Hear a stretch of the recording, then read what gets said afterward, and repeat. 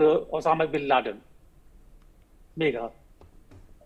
Okay, I'm also being joined by Major General Rajan Kochar. General Kochar, uh, the question arises time and again that the Indian delegation led by Shashi Tharoor has visited the United States of America, has once again raised the pitch on Dawood, who has been given safe havens, being harbored by Pakistan, part of a number of terror attacks that have taken place and terror links that in India. I think his daughter has been married to Javed Miadad's son. Somehow, this travesty, the audacity with which Pakistan continues to safeguard and protect its terrorists is not really registering amidst the political class in the United States of America. While on the other hand, in a direct contrast, we see that a Pakistani national who had plotted to attack a Jewish center, an attack on the Jews in America, has been within days extradited.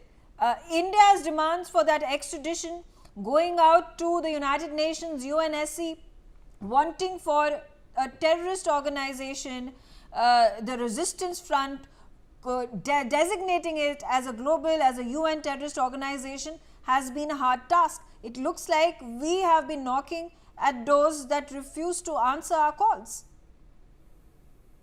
Thank you, Megha, for bringing me into this discussion. The US policy seems to be short-sighted, I would say that. Because if you have a far-sighted policy on terrorism, you will not be indulging in these kind of statements and activities as we are seeing today. Look at the growth and the resurgence of ISIS and Al-Qaeda. Look what is happening in Afghanistan today. The ISIS and Al-Qaeda, all those elements are finding a safe haven there. And they are going to proliferate to the United States because United States is a stated enemy of both these terrorist organizations.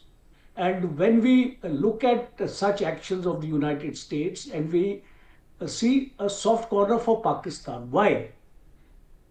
The question is that today the Pakistani army chief gets invited to the United States Army Day function, giving him a prominence over so many army chiefs, including the Indian Army chief, who I believe has not been invited. That is one small indicator what the United States is trying to buttress Pakistan with. Because there are two, three important elements coming into play. One is the United States wants to play a greater role in the South Asian region, which possibly is dominated by China today. We see interference of United States in Bangladesh, in the Saint Martin Islands. We see interference of United States in Myanmar. And we are seeing the same kind of a situation in Pakistan today.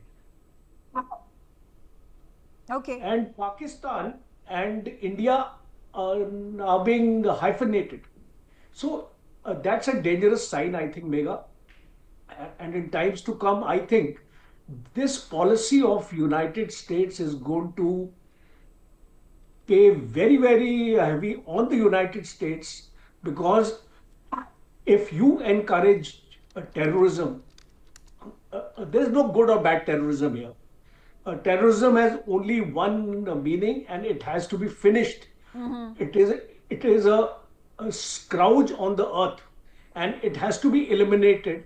And if United States does not feel it that way, I'm sorry to say what is happening in the United States today in California, Los Angeles, Dallas, New York. These riots are spreading all over United States. United States will find it very difficult if terrorism also starts spreading its tentacles in the United States, because then it will be very difficult for the United States to control the situation within its own country. Megha. Ambassador Ajay